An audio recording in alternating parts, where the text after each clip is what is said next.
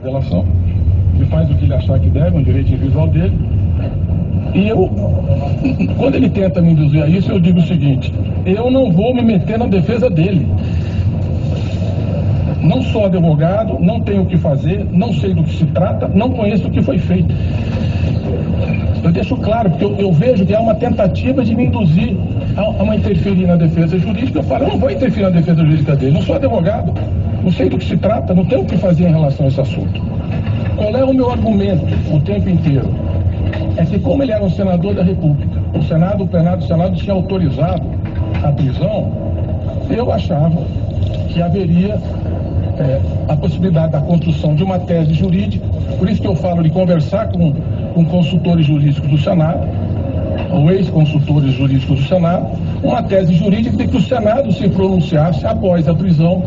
Ele poderia ficar em prisão domiciliar, monitorado, mas que ele pudesse se defender perante o Conselho de Ética do Senado nesta condição, porque ele era um senador da República. O Senado poderia argumentar que não haveria necessidade de uma prisão temporária. Então eu falo, eu não sou advogado, não vou meter na sua defesa, mas o que eu vejo como possibilidade é este caminho. Aí tem um outro trecho também que não foi transcrito pela revista, mas está no áudio se vocês ouvirem. E diz o seguinte: só dá para fazer coisa na legalidade, com transparência, com consistência, porque senão não vai prosperar. Exatamente o que eu estou discutindo é a possibilidade de uma tese jurídica. No Senado, no âmbito do Senado, porque eu fui senador 8 anos e convivi com ele 8 anos, para que o Senado como instituição eventualmente viesse a se pronunciar. Bom, há uma tentativa também de entrar num tema de apoio financeiro. E eu deixo muito claro que não fiz nenhuma proposta de ajuda financeira.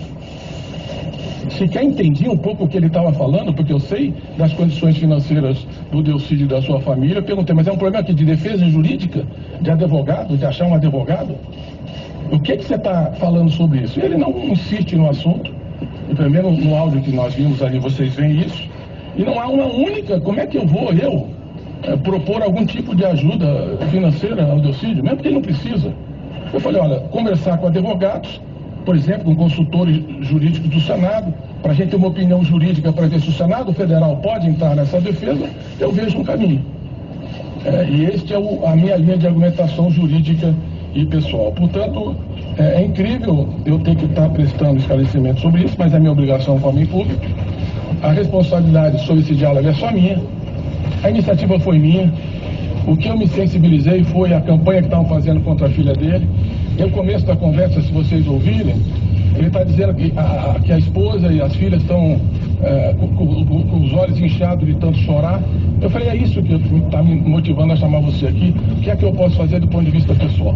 Acho que ele cometeu um gravíssimo erro e eu não vou me meter na defesa jurídica, muito menos financeira, porque não tem o menor cabimento, mas posso ajudar a buscar uma saída, que a única que eu via era no âmbito do Senado. Construir uma tese, como eu disse aqui, que não foi transcrito, transparente.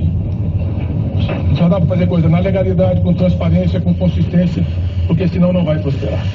Então eu não entendo também porque esses trechos não estão na transcrição do áudio. Então era isso que eu queria dizer para vocês, estou inteiramente aberto a essas perguntas. Nesse momento, então, o ministro da Educação, Aloysio Mercadante, respondendo a perguntas de jornalistas nessa entrevista coletiva concedida em Brasília. O senhor disse que foi um gesto pessoal, uma iniciativa do senhor de chamar um assessor.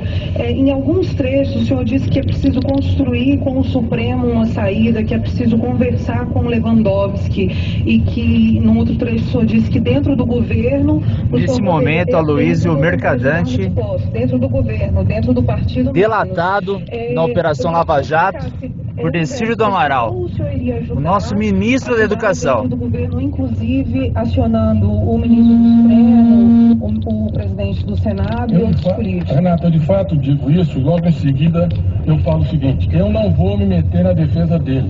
Não sou advogado, não tenho o que fazer, não sei do que se trata, não conheço o que foi feito.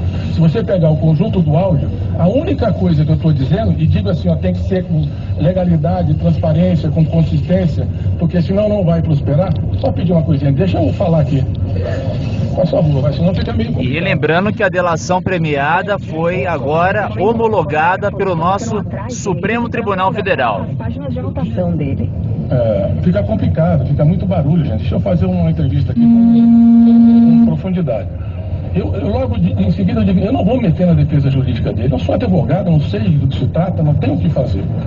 A única coisa que eu vejo como ex-senador é que no âmbito do Senado você poderia construir uma tese jurídica com os advogados do Senado.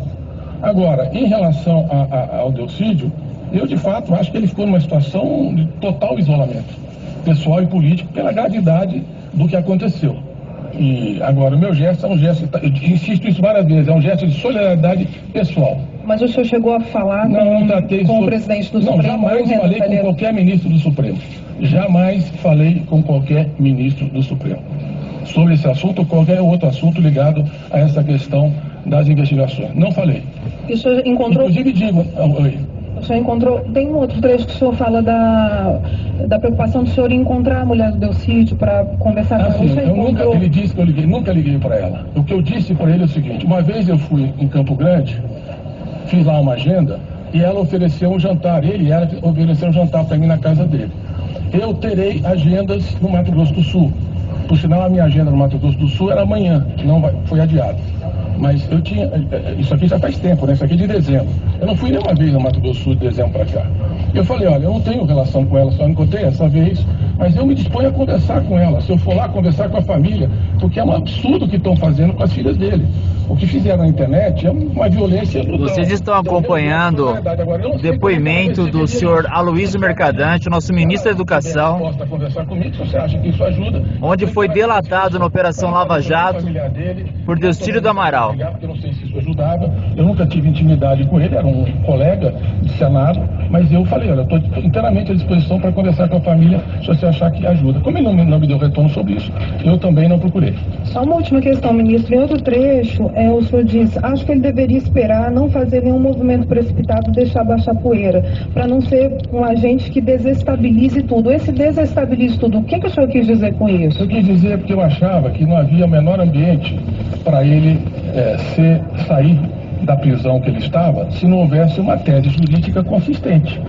Os movimentos precipitados na justiça iam prejudicar ainda mais ele. A única tese jurídica, ele disse, eu não vou entrar na sua defesa jurídica, não sou advogado, não sei do que se trata, não tenho o que fazer.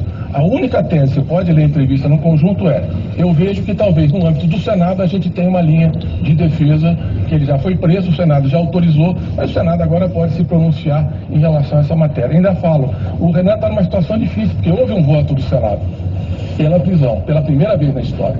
Não sei se o presidente do Senado pode tomar uma decisão contra uma decisão que já foi feita no âmbito do plenário. E já estava no período de recesso. Mas é a única coisa que eu via como caminho de defesa. O desestabilize tudo não seria desestabilizar o governo, implicar pessoas... O processo dele... Não, eu vou repetir, Renato. Tem que construir uma saída para ele sair de lá, uma saída viável. Se ele está ameaçando a delação, mesmo que ele queira fazer, eu não vou entrar nisto. A decisão é dele, é um direito dele, ele faz o que acha que deve. Essa parte, eu não sei porque não está transcrita, porque mais explícito que isso é difícil. Mas mesmo assim tem uma outra passagem que eu reafirmo. Mas é o seguinte, eu não tenho nada a ver com a delação do Delcídio. A minha preocupação é zero. Não estou nem aí se vai delatar ou não vai delatar. Não estou nem aí. Por isso, ninguém pode inferir. Não, é inacreditável. Todo santo dia, toda santa semana, a gente tem uma coisa diferente ocorrendo na Operação Lava Jato. É lamentável isso. Isso não está transcrito, mas você pode ouvir no áudio. Está em 12 minutos e 15 de uma dos trechos estão disponíveis. A pergunta que não quer calar, até quando o brasileiro vai aguentar esse tipo de situação? O senhor teria oferecido ajuda financeira para pagamento de advogados do Delcídio por meio de empresas ligadas ao Partido dos Trabalhadores ou por meio do PT?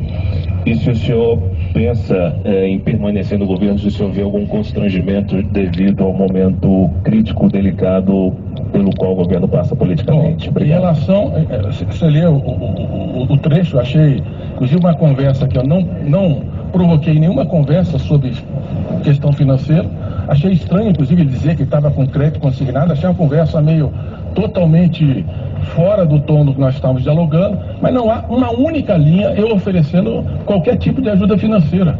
O que eu disse é o seguinte: ele está com um problema de defesa jurídica, eu estou aqui para discutir a defesa jurídica, que eu não sou advogado, não vou me meter na defesa, mas a gente pensar se a gente tem alguma coisa a contribuir. Por que você não conversa, por exemplo, com advogados do Senado, que são consultores do Senado, que poderiam ajudar? Então a minha tese é esta. Segundo, a segunda pergunta, se eu fico no governo, se permanece. Enquanto eu tiver a confiança da presidenta Dilma e eu puder contribuir, eu ficarei. Eu espero que essa coletiva ajude a esclarecer fatos que são absolutamente nítidos, transparentes, com trechos que não foram publicados e que são fundamentais para mostrar que eu jamais tentei interferir em qualquer iniciativa dele, delatar ou não delatar. E disse isso 2 vezes de forma completamente transparente.